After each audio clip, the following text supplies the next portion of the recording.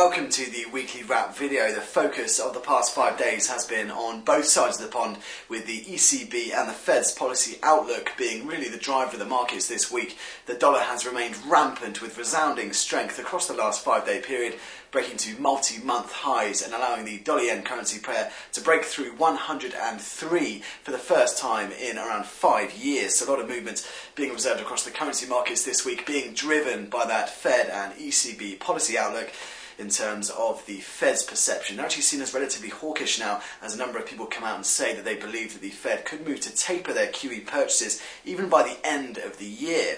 So looking forward into next week, we have the FOMC minutes, which should shed some more light on this, as we've seen a number of speakers, with the likes of Fed's Williams being the most recent San Francisco Fed governor, to say that they could move to taper QE by the midpoint of this year and even bringing it to a close by the end of 2013.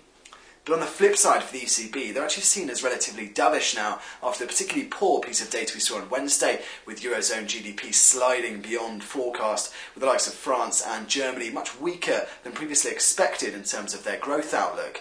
Additionally, we had CPI on Thursday confirming multi-month lows of inflation across the monetary union, just giving some further stimulus to that drive for more ECB easing in the wake of some very interesting comments from ECB members who said that they are data dependent and the ECB do still have ammunition. So that ground does appear to be being laid, not even 1 month after they cut rates by 25 basis points to record lows of 0.5%.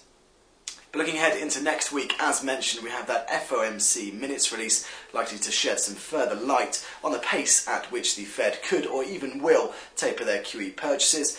Elsewhere, we have the Bank of Japan's monetary policy meeting, where of course they're likely to keep their policy on hold of their open-ended QQE programme. However, they're likely to discuss the ongoing problems in the JGB market. We saw some particular volatility in that at the start of the week, as they collapsed in some of the fastest daily slides we've seen in years for those Japanese securities. But elsewhere next week, a lot of focus on the Fed Chairman Bernanke, who is conducting his conference in front of some of the most powerful US senators around. So of course we'll bring you that as soon as it hits the wires, as well as any other relevant commentary to your trading. But in the meantime, that's all from me. Make sure you have a great rest of the day.